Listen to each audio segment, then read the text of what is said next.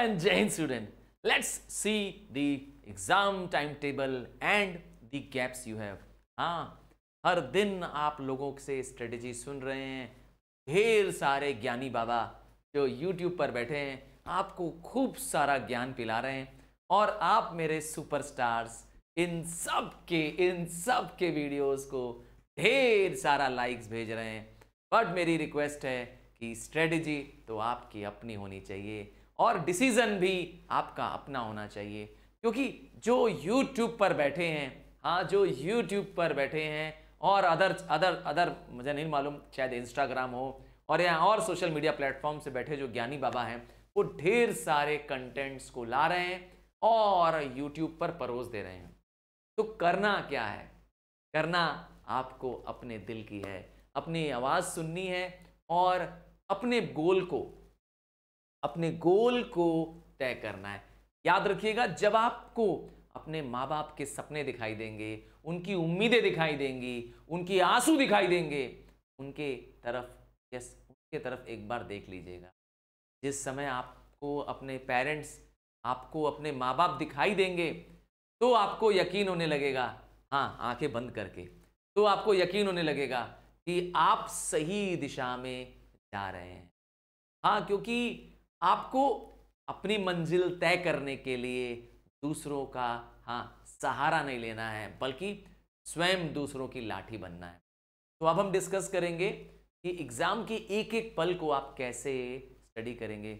मैं बहुत सारी स्ट्रेटेजी बनाने में, बहुत सारे प्लानिंग करने में बिलीव नहीं करता हूं. मैं बिलीव करता हूं एक्शन में, मैं बिलीव करता हूं फाइट बैक करने में, मैं बिलीव करता हूं नेवर गिव अप एटीट्यूड में, और यही मेरे सुपरस्टार्स के साथ मुझे उम्मीद है. तो अब जो टॉपिक है जिस पर मैं आज आपके साथ सामने हूं वो है how to study in gaps. हाँ, एग्जाम के गैप्स को आप रिलैक्स नहीं होने देंगे. आप जिस मिशन मोड में आ गए हैं, अब आप जिस मूड में आ गए हैं, वो मूड अब आपको क्या करना है, कैरी ऑन करना है. हाँ, अब आपके एग्जाम्स चालू हो रहे हैं, आप इनकी प्रिपरेशंस के साथ अपने आप को व्यस्त कर चुके हैं, नंबर ऑफ आवर्स आप इंक्रीज कर चुके हैं पढ़ने का. अब इसे क्या करना है, मोमेंटम प्रदान करना, अब इसे अपने आगाज तक ले जाना है. चलिए स्टार्ट करते हैं. पहले एक बार आपको गैप्स दिखा देते हैं, क्या क्या गैप्स हैं आपके पास, और फिर हम आपको क्या करेंगे, शो करेंगे किस तरीके से आपको प्रिपरेशन करनी है. हाँ, सबसे पहले मैं आपके बोर्ड के शेड्यूल को दिखा दूं आपको. देखिए, काउंसिल ने जो शेड्यूल भेजा है उसमें सबसे पहला पेपर आ रहा है आपका इंग्लिश लैंग्वेज, जो आपने उम्मीद करता हूं प्रिपेयर कर लिया है. हमने आपके लिए one shot complete English grammar along with small videos of all grammar practices load कर दिया है. जाएं जरूर देखें ताकि आपका कंसेप्ट क्रिस्टल क्लियर हो जाए. English grammar, English language one paper 1 27 को है, 27 को है. अब अगला पेपर आपके पास है 28 मार्च को. ध्यान दीजिएगा, बहुत सारे स्टूडेंट समझेंगे कि 4 दिन का गैप है. जी नहीं, आपको सिर्फ एक गैप है, वो है February 28 का. February 28 का गैप है और एक दिन के गैप के अंदर ही आपको कंप्लीट करना है आपका इंग्लिश लिटरेचर. ध्यान दीजिएगा, इंग्लिश लिटरेचर ICSE बोर्ड में, हमारे बोर्ड में काफ़ी टफ है एज कम्पेयर टू सी, क्योंकि आपको 3 बुक्स पे काम करना है. मर्चेंट ऑफ वेनिस पे काम करना है, ट्रेजर ट्रोव की पोयम पार्ट में और स्टोरी पार्ट में. तो कैसे करें? हाँ, इस एक सिंगल डे आपके पास गैप के रूप में सिर्फ 1 डे अवेलेबल है यहाँ पर. कैसे इसको तैयार करें? हाँ, सिर्फ 1 डे उपलब्ध है. टेंशन मत लीजिएगा, अभी हम आपके साथ स्ट्रेटेजी डिस्कस कर लेंगे, कैसे प्लान आउट कर लेंगे उस गैप को, ये मैं बताने जा रहा हूँ. अगला जो पेपर आने वाला है वो 3 मार्च को है और 3 मार्च को आने वाला है कमर्शियल स्टडीज़. हाँ, जिन स्टूडेंट्स ने कमर्शियल स्टडीज़ लिया है, कमर्शियल स्टडीज़ एक इलेक्टिव सब्जेक्ट्स है, हमने पूरा commercial study, full syllabus commercial studies already upload कर रखा है. आपने नहीं देखा है तो प्लीज़ जाएं, जरूर चेक इन करें, चैप्टर का नाम लिखते जाएं और साथ में लिखते जाएं बाय सर तरुण रुपानी. क्या कितना दिन का गैप है? अगेन 1 दिन का गैप है. वो है मार्च 2। अब आप इमेजिन करिए, जिनके पास इंग्लिश के बाद ही कमर्शियल स्टडीज़ है, उनके पास भी सिर्फ 1 डे का गैप है। हाँ, सिर्फ 1 डे का गैप है। 8 सब्जेक्ट मुझे ज़्यादा नहीं पता, और उम्मीद भी करता हूँ कि शायद स्टूडेंट भी इसमें कम है। अब आता है जो अगला मेन सब्जेक्ट, वो है मार्च 6 को पढ़ रहा है, मंडे को पढ़ रहा है, हिस्ट्री सिविक्स। इस सब्जेक्ट को तो आपको फुल मास्टरी करना है। हाँ, कितना दिन का गैप मिल रहा है आपके पास? देखिए, सिर्फ 2 दिन का गैप है। अगर आपने इलेक्टिव सब्जेक्ट कॉमर्स लिया है तो आपके पास 2 दिन का गैप है, वो है 4th का और 5th का। हाँ, 4th का और 5th का। इन केस आपका इलेक्टिव सब्जेक्ट नहीं है तो आपके पास गैप का मतलब है कि गैप के डेज 2 दिन से लेकर के 4 दिन के डेज हो सकते हैं। जिन्होंने कमर्शियल स्टडीज़ लिया होगा उनके लिए 2 दिन का गैप है, और जिन्होंने नहीं लिया उनके लिए 4 डेज़ का गैप है। तो आप 4 डेज़ के गैप से मुझे समझिए कि 4 डेज़ का गैप है तो आप कैसे प्रिपेयर करेंगे। हाँ, मैं अभी आपके साथ डिस्कस कर लूँगा कैसे हम इसको प्रिपेयर करने वाले हैं। Start always with the in these gaps with the difficult subject. और अब उसके बाद आने वाला है आपका सबसे क्रूशियल पेपर, मैथमेटिक्स।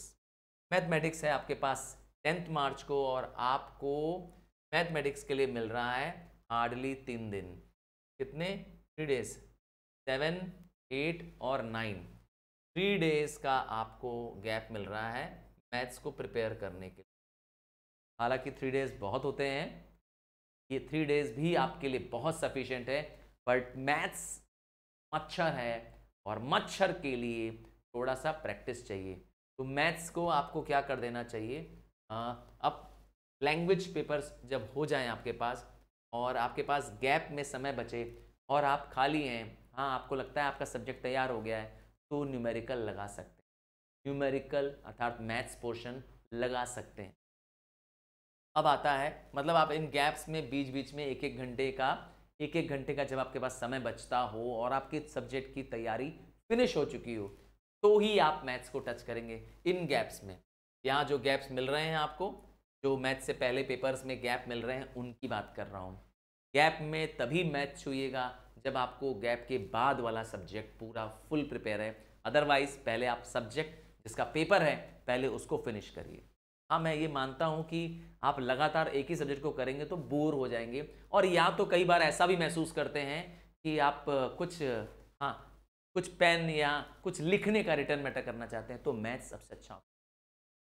नेक्स्ट है आपके पास अगेन 13th को है ज्योग्राफी। दैट मीन्स आपके पास 2 दिन का गैप है, 11 एंड 12। 2 दिन का गैप आपको मिलने वाला है ज्योग्राफी के लिए, 2 डेज का गैप। याद रखिएगा 2 डेज के गैप में आपको टोपोग्राफिकल शीट्स भी पूरा करना है, मैप वर्क करना है, और ज्योग्राफी इस बार आपको ज़्यादा कॉम्प्लिकेट लगेगी क्योंकि ज्योग्राफी में इस बार चॉइसेस थोड़ा सा सेलेक्टिव नहीं हो पाएगी, क्योंकि एमसीक्यू में सारे चैप्टर्स में से आ सकता है। ठीक है, थोड़ा ज्योग्राफी को ज़्यादा ध्यान से देखना पड़ेगा। 2 दिन में आपको ब्रशअप करना पड़ेगा। फिर आते हैं मेरे इन्वायरमेंटल साइंस वाले स्टूडेंट जिन्होंने ऑप्शनल सब्जेक्ट में लिया है, उनके लिए भी काफ़ी कुछ अवेलेबल है हमारे चैनल पर। आपको बस क्या करना है, वेट करना है, मैं उस दिन भी आपके लिए लाइव सेशन का। नेक्स्ट आता है सेकंड लैंग्वेज। सेकंड लैंग्वेज हम नहीं कराते हैं, मॉडर्न लैंग्वेज में भी हम नहीं कराते हैं। 15 को गैप हो जाएगा। 16th को अब आपके पास 17th को आपके पास एक इम्पॉर्टेंट पेपर आ रहा है, वो है फिजिक्स। तो मार्च 17 को आपके पास ऑलमोस्ट 3 दिन का गैप होगा, क्योंकि मैं मान के चल रहा हूँ ज्योग्राफी के बाद आपके पास 14, 15, 16 3 डेज के गैप में फिजिक्स है। 3 डेज के गैप में फिजिक्स है, और फिजिक्स न्यूमेरिकल बेस्ड सब्जेक्ट है। फिजिक्स आपके आस पास है, तो आपको फिजिक्स के साथ क्या करना है, कैसे तैयारी करनी है, क्या आप प्रिपरेशन की स्ट्रेटजी बनाएंगे, ये हम आपके साथ अभी डिस्कस। फिर एक अगेन है आर्ट सब्जेक्ट है, ओहो, केमिस्ट्री, फिजिक्स के बाद फॉलो होता है अगला साइंस आपका केमिस्ट्री, और आपके पास 2 दिन का गैप है। हाँ, 2 दिन का गैप है, क्योंकि 20 मार्च को केमिस्ट्री है, दैट मीन्स 18 मार्च को और 19 मार्च को, 2 डेज के गैप को, 2 डेज के गैप को आपको यूज़ करना है यहाँ पर केमिस्ट्री के लिए। और केमिस्ट्री के बाद जो मेरे सुपरस्टार्स इकोनॉमिक्स लिए हैं, मुझे उम्मीद है कि उनका केमिस्ट्री नहीं रहा होगा, क्योंकि ये एक इलेक्टिव सब्जेक्ट है। हाँ, कॉमर्स ओरिएंटेड वाले स्टूडेंट वाले सब्जेक्ट है, तो उनको गैप मुझे लगता है कुछ एक्सेस मिल पाएगा, वरना हमने इसके लिए भी, इकोनॉमिक्स के लिए भी ऑलमोस्ट सारे सब्जेक्ट्स, सारे चैप्टर्स को ऑलरेडी अपलोड कर रखा है। तो इकोनॉमिक्स में तो गैप ही नहीं है इसका मतलब। नेक्स्ट आता है थर्ड इलेक्टिव। ओ, ये तो बहुत ही इंपॉर्टेंट ग्रुप है, थर्ड इलेक्टिव। क्यों? क्योंकि इस ग्रुप में बहुत सारे सब्जेक्ट्स हैं जो हम करा रहे होते हैं। जैसे इसमें आने वाला है कमर्शियल एप्लीकेशन, हम करा रहे होते हैं, कंप्यूटर एप्लीकेशन ये भी हमने कराना है, इकोनॉमिक्स एप्लीकेशन ये भी करा रहे हैं, इन्वायरमेंट एप्लीकेशन, हो गॉड, ये सब हम करा रहे हैं। ध्यान दीजिएगा, ये सारे सब्जेक्ट्स हमारे इस चैनल में कवर हो रहे हैं, चारों सब्जेक्ट्स हम कवर कर रहे हैं। पर आपके पास गैप कम है, आपके पास गैप है। अगर आपने इकोनॉमिक्स यहाँ ऑप्ट किया होगा तो आपको इकोनॉमिक्स एप्लीकेशन नहीं होगा, इसका मतलब आप यहाँ पर रहे होंगे केमिस्ट्री और उसके बाद आ रहे हैं आप इकोनॉमिक्स एप्लीकेशन, मतलब 2 दिन का गैप तो कम से कम आपको मिलना ही मिलना है। 2 डेज का गैप तो मिलना ही मिलना है, क्योंकि इकोनॉमिक्स जिन्होंने लिया है ग्रुप 2 में, वो इकोनॉमिक्स एप्लीकेशन नहीं ले सकते। इसका मतलब है ज़रूर ये 20th वाले बच्चे होंगे, केमिस्ट्री वाले बच्चे होंगे जिनको इस ग्रुप 3 में रखा गया है। तो उम्मीद करता हूँ कि 2 दिन आपके पास हैं, और ये 2 बड़े क्रूशियल दिन हैं कि सब्जेक्ट्स ज़्यादा हैं इसमें। नेक्स्ट आता है 24th को, ये अपने पास सब्जेक्ट नहीं है, छोड़ सकता हूँ। 25th छोड़ सकता हूँ। 27th को हिंदी है, 27th को हिंदी, सबसे नेग्लेक्टेड, सबसे पीछे पड़ा, सबसे आखिरी में छूटा हुआ सब्जेक्ट, तो सबसे कम एफर्ट लगा रहे हैं वो यहाँ पर है।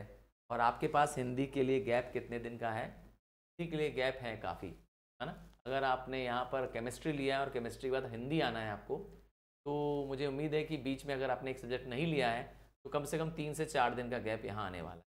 3 to 4 डेज़। क्यों 3 to 4 डेज़ कह रहा हूँ? क्योंकि हो सकता है आपने इकोनॉमिक्स एप्लीकेशन लिया हो, ठीक है, तो 4 डेज़ का गैप आपके पास तो आ रहा है। Last subject again science subject है, 29th को, 1 दिन के गैप के बाद आपके पास आ रहा है बायोलॉजी। आपके पास बायोलॉजी के लिए 1 डे का प्रिपरेशन टाइम है, 1 दिन का प्रिपरेशन टाइम। ध्यान दीजिएगा, आपको बोर्ड का टाइमिंग कितना बताया गया है? 11 AM, पर आपको एटलीस्ट 1 आवर पहले, 1 घंटा पहले क्या होना चाहिए था, बोर्ड में अपने बोर्ड सेंटर पे पहुंच जाना। यूजुअली आपका स्कूल ही सेंटर होता है, और कैंडिडेट्स को 10:45 पर ही 10:45 पर ही क्वेश्चन पेपर डिस्ट्रीब्यूट कर दिया जाएगा। चलिए, 15 मिनट्स आपका रीडिंग टाइम है। तो करें क्या? ये गैप्स तो बता दिया सर आपने, करें क्या? आइए हम बता रहे हैं कि क्या करें और कैसे करें। आपको बताने जा रहे हैं गैप्स में क्या करें। सबसे पहले हम बात करेंगे कि आपको पहले क्या करना चाहिए। अगर मैं अपने रूटीन की बात करूं, जब मैंने पेपर्स दिए और मैंने जब गैप्स को यूटिलाइज़ किया, तो मैंने महसूस किया कि ये गैप्स ज़रूर हमको मिल रहे होते हैं, पर ये गैप्स बहुत ज़्यादा, आप बहुत ज़्यादा प्रोडक्टिव अगर नहीं किए तो सारा रिजल्ट क्या हो जाएगा? ख़राब हो जाएगा। आपकी पूरी साल भर की तपस्या वेस्ट हो जाएगी अगर आपने इन गैप्स को बेस्ट वे में यूज़ नहीं किया। सबसे पहला काम क्या करना है? Divide your days by the hour. मतलब ये मत सोचिए कि आपके पास कितने दिन हैं, ये सोचिए आपके पास कितने घंटे हैं। मतलब आवर में बांटिए। अगर आपके पास 2 दिन हैं तो आप उसको 48 आवर्स बताइए, न कि 2 दिन बताइए। 4 दिन है तो 96 आवर बोलिए, डेज मत बोलिए, ठीक है। और अपने आप को टास्क असाइन करिए। क्या करिए? इस समय में क्या करेंगे? जैसे आपने डिसाइड किया कि सुबह 7 बजे से 9 बजे तक क्या करेंगे? रीड करेंगे, रिवाइज करेंगे। लिखेंगे आप, रिवाइज करेंगे। क्या रिवाइज करना है? लेट से आपने रिवाइज करना है, लेट से आपको रिवाइज करना है ज्योग्राफी। तो आप लिखिए उस दिन कि आपके पास ज्योग्राफी के जो गैप है उसमें आप क्या करने वाले हैं, 2 घंटे ज्योग्राफी रिवाइज करेंगे, बस 2 घंटे नहीं, ज्योग्राफी में रिवाइज करेंगे मतलब रीडिंग वाला पार्ट करेंगे, थ्योरी वाला पार्ट करेंगे, फिर उसके बाद क्या करेंगे 9:30 से, मतलब अपने आप को 10-10 मिनट का 10-10 मिनट का गैप दे सकते हैं। जब आपका लंच का आवर है, जब का आपका ब्रेकफास्ट का आवर है, उसको स्किप नहीं, ठीक है ना, उसको ध्यान देना है। उसके लिए आप उस समय रूटीन में क्या करेंगे, टाइम प्लान ऑलरेडी बना रखें। याद रखिए टॉपिक बाय टॉपिक डालिए, हो सके तो आप चैप्टर बाय चैप्टर डालिए कि हम इतने चैप्टर खत्म करेंगे। क्या करना है, चैप्टर वाइज टॉपिक वाइज क्या करना है, टाइमिंग डिवाइड करना। आगे बढ़ते हैं, और क्या करना है, देखिए ध्यान ये देना है कि हमारे पास जो सबसे डिफिकल्ट टॉपिक है, गैप्स की बात कर रहा हूँ, जो सबसे डिफिकल्ट टॉपिक है वो सबसे पहले स्टार्ट। सर ये क्या कह रहे हैं, देखिए मॉर्निंग टाइम में जब आप फ्रेश मूड में होते हैं, जब आप पूरी तरह से प्लान्ड वे में होते हैं पढ़ने के लिए, और आपको मालूम है कि अगला दिन या 2 दिन बाद आपके पेपर्स आ रहे हैं, तो आप सबसे डिफिकल्ट या वो टॉपिक जो सबसे कम प्रिपेयर्ड था, क्योंकि आप अगर उसको लास्ट मोमेंट तक प्रोकेस्टिनेट करेंगे या छोड़ देंगे तो ये भी होगा कि वो टॉपिक सच में आपसे क्या हो जाएगा, छूट ही जाएगा, क्योंकि अंडर स्ट्रेस आप वो कर नहीं पाएंगे। तो जैसे ही क्या मिल रहा है, 2 एग्जाम के बीच में गैप मिल रहा है, और पहले ही दिन और पहले ही टाइम पे स्टार्टिंग वाले फेज में ही, यस स्टार्टिंग वाले फेज में ही स्टार्ट कर दीजिएगा डिफिकल्ट टॉपिक को। याद रखिएगा जैसे आपको लगता है कि एग्जाम 2 दिन के गैप में है, तो आप अपने माइंड को ट्यून करिए, अपने माइंड को ट्रेन करिए इस चीज़ के लिए कि वो 2 दिन नहीं है, सिर्फ 48 घंटे हैं, 48 आवर्स हैं। और जैसे जैसे क्या हो रहा है, टाइम आपका बीत रहा है, आप अपने आवर्स को क्या करिए, रिड्यूस करके माइंड को बताइए, आप अपने माइंड को क्या करिए, ट्रेन करिए कि वो इस लेवल पर तैयार हो जाए कि वो एक मोमेंटम को, अर्थात एक जिस स्पीड से आपने पढ़ना शुरू किया है उसको बरकरार रखिए। कहीं गैप्स में बैठ मत जाइए, रिलैक्स मत हो जाइए और वापस क्या करिए, अपने पुराने फ्रेम ऑफ माइंड में आ जाइए। ऐसा मत करिएगा, क्योंकि अगर आपने ऐसा किया, मैं श्योर हूं कि आप वापस क्या हो जाएंगे, बैक हो जाएंगे।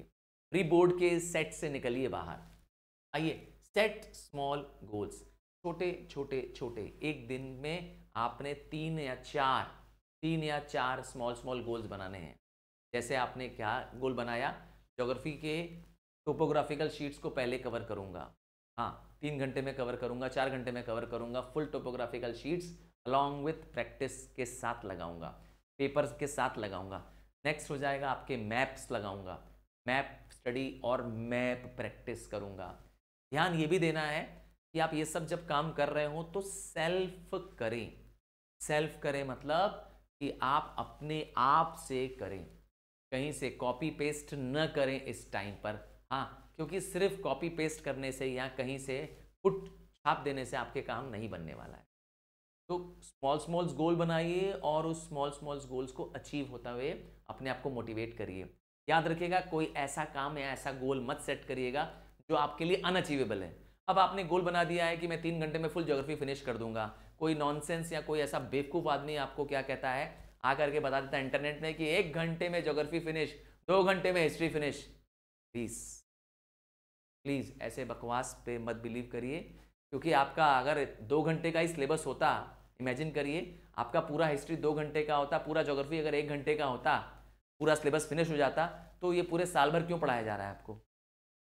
मेरी बात से मैं पूरा यकीन करता हूँ कि आप एग्री करते होंगे। अगर इतना ही छोटा 1 घंटे 2 घंटे का ही पूरा सिलेबस होता, तो पूरे साल भर टीचर्स क्या पढ़ा रहे हैं आपके स्कूल में, या पूरे साल भर वो क्या चल रहा है, इतने चैप्टर्स कहाँ क्या कर रहे हैं। ऐसा संभव नहीं है, ठीक है, प्रैक्टिकली वो पॉसिबल नहीं है। आप किसी के बहकावे में मत आइए। क्योंकि कई, मैंने कहा, बाबा लोग पढ़ा रहे हैं आपको, कई ज्ञानी बंधु पढ़ा रहे हैं, तो आप उनके ज्ञान में मत बहिए। आप अपना विवेक, अपना अकल, अपना इंटेलिजेंस लगाइए, ठीक है ना। अपने गोल्स को सेट करिए, स्मॉल गोल को सेट करिए और उन गोल्स को धीरे धीरे करके अचीव करिए, ठीक है, ताकि आप जब पेपर देने जाएं तो आप इस माइंडसेट से जाएं कि मैंने सारे गोल्स पूरे कर लिए थे। अपने आप को हमेशा मोटिवेटेड रखिए, नेगेटिव लोगों से अपने आप को हमेशा दूर रखिए। जो आपके साथ मिसबिहेव कर रहा है, आपको कमज़ोर बता रहा है, आपको दबा रहा है, आपको कुचल रहा है, यस, उनसे दूर रहिए।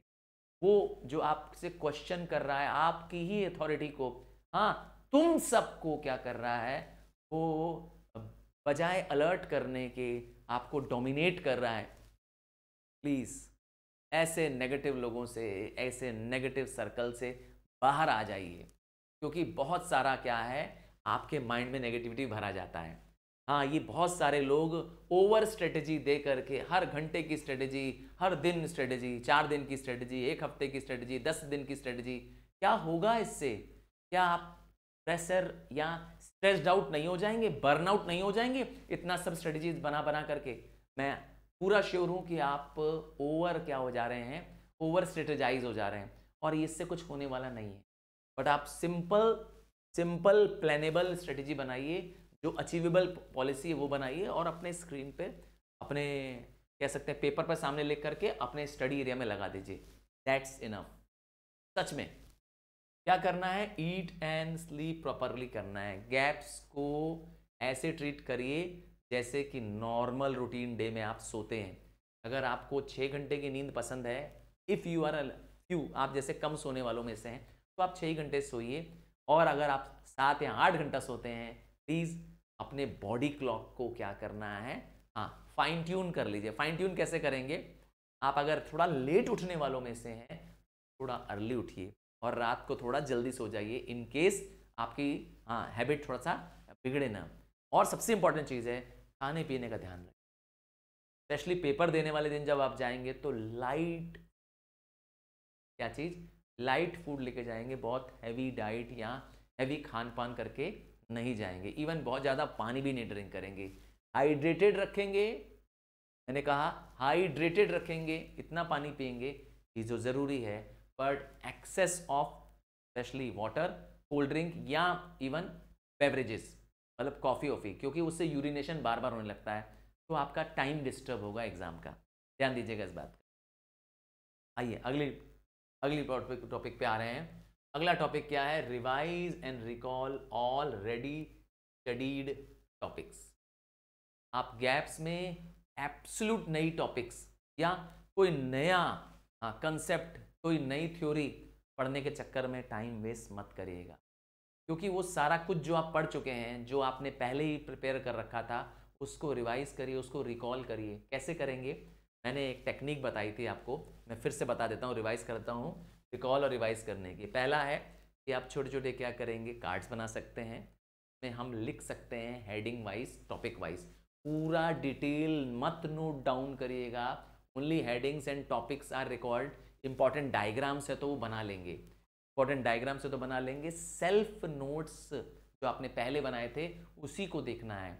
और अपना ऑडियो, मैंने कहा था क्लिप बनाइए, छोटे छोटे ऑडियो रिकॉर्ड्स बनाइए और उसको सुनिए, उससे रिकॉल करिए, उससे अपने आप को क्या करिए, चेक करके देखिए कि आपने कितना मेमोराइज किया।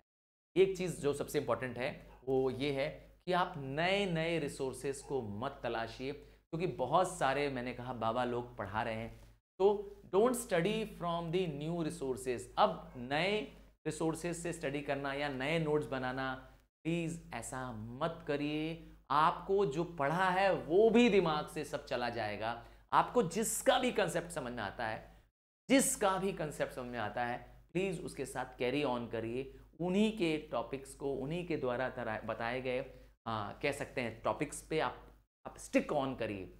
नए को मत टच करिए, चाहे वो कोई भी पढ़ा रहा हो। हाँ, क्योंकि अब फ्री में ज्ञान बांटने वाले बहुत सारे साधु बाबा मिलेंगे आपको, बहुत सारे ज्ञानी पुरुष मिलेंगे आपको, पर आप क्या हो जाएंगे, उससे डाइवर्ट हो जाएंगे। उनके मेथड, उनके स्ट्रेटजी के चक्कर में आप जो जहाँ थे वहाँ से भी आप कुछ नहीं पा पाएंगे। अब तो वहाँ का भी आपके दिमाग से चला जाएगा।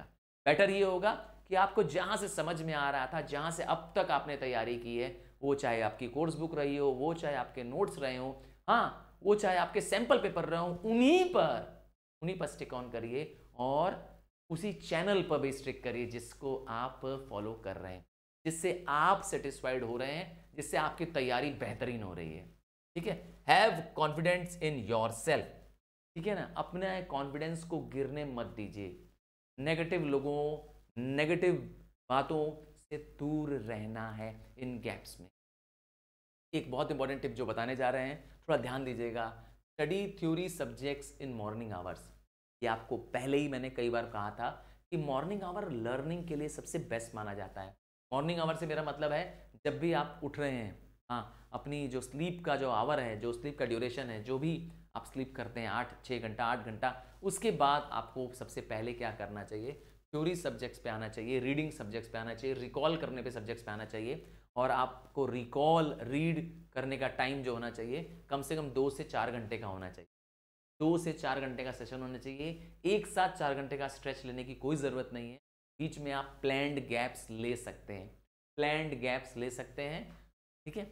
और solve practice sample paper as in the same manner as in the board.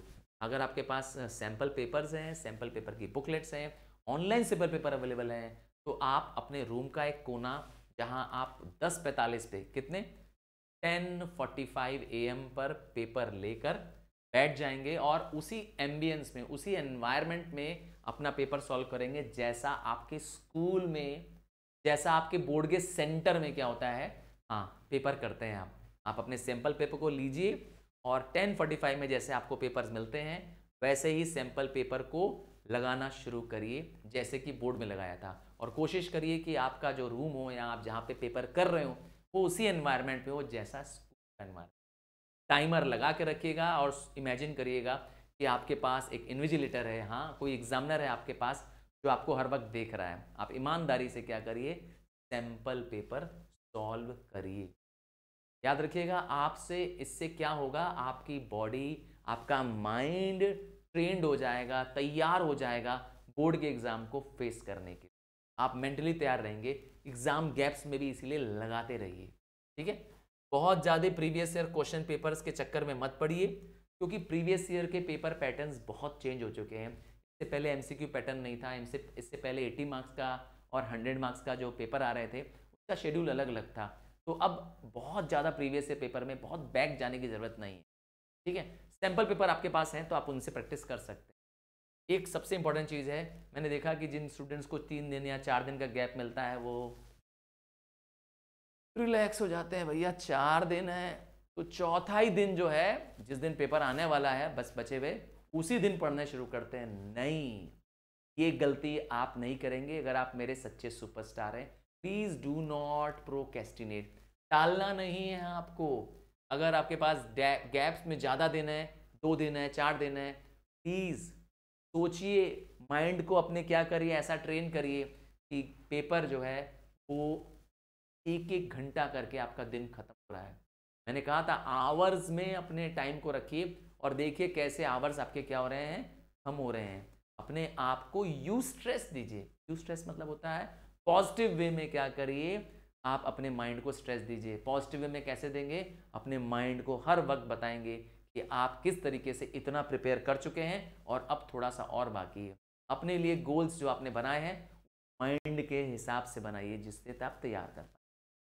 क्या ध्यान देना है, try finishing everything a day before. हो सके अगर आपके पास 4 दिन का गैप है किसी सब्जेक्ट के लिए, 5 दिन का गैप है किसी टॉपिक के लिए, तो कोशिश करिए कि 3 दिन में ही वो काम हो जाए। 2 दिन का है तो हो सके तो 1 दिन में, 1.5 दिन में काम कर लें ताकि आप रिलैक्स्ड फेज में, स्ट्रेस हुए बिना फेज में क्या करें, बोर्ड पेपर देने जाएं। आइए आगे देखते हैं। ध्यान नहीं दे पर फनिश, गॉड क्या बात है।